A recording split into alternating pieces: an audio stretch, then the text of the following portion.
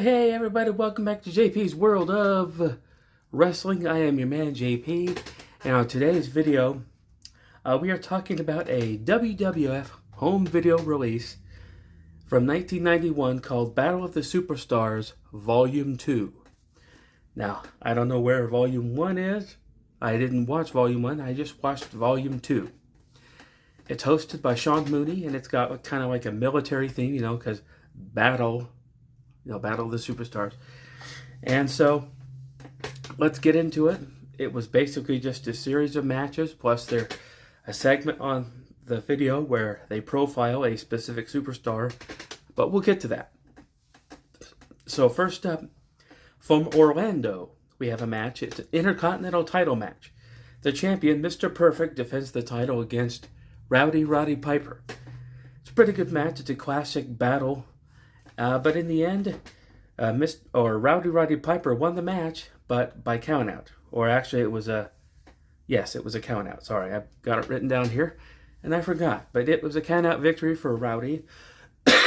Excuse me. And so, Mr. Perfect retains the title, even though he lost the match. And then we have a tag team match from Madison Square Garden. We have the Nasty Boys versus the Bushwhackers. And at the time, the Bushwhackers had been around for a few years. Nasty Boys had just pretty much come into the company. But they were managed by Jimmy Hart. And in this one, Nasty Boys able to defeat the Bushwhackers cleanly by pinfall. And that was for Madison Square Garden, like I just told you. And the next one is also for Madison Square Garden, but it's a singles match. Bret the Hitman Hart squaring off against the Barbarian, managed by Bobby the Brain Heenan. And it was a classic match. Bret Hart had his work cut out for him because he was outpowered by the Barbarian. He was outweighed. But in the end, Bret Hart able to overcome the odds and got a pinfall victory over the Barbarian. Hooray for Bret. And then that brings us back to Orlando, where we have a match between Jake the Snake Roberts and Kato from the Orient Express. Now, Tanaka was also there as well as Mr. Fuji, but in the end, Jake the Snake Roberts was able to acquire a disqualification victory over Kato, because I believe Tanaka came in and interfered with the match, so Jake picks up the victory. And so then they do a profile on a superstar. The superstar they profiled was Hacksaw Jim Duggan.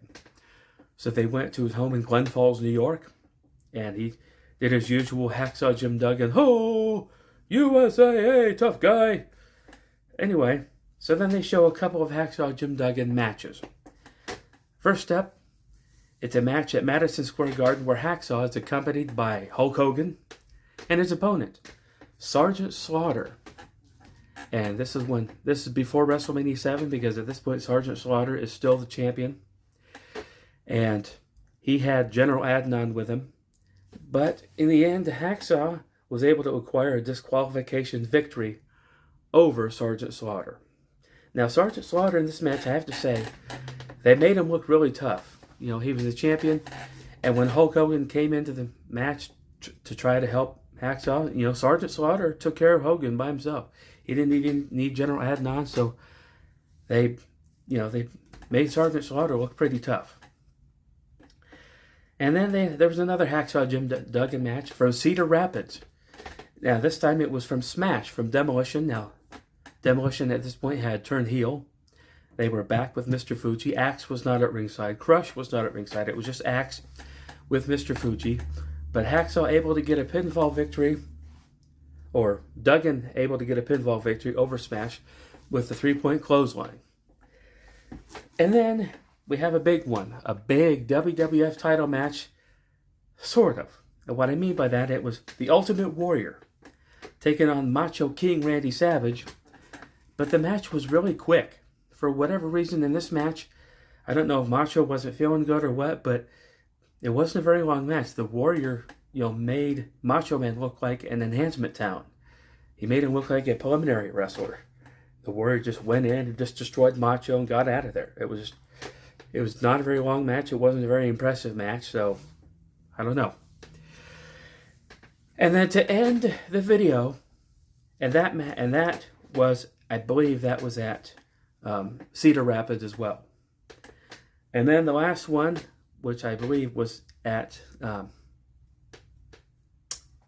Madison Square Garden, it was a 6-man tag, Power and Glory, which was Paul Roma and Hercules, and their tag team partner, the Warlord, taking on the Legion of Doom, Hawk and Animal, and the British Bulldog, Davey Boy Smith.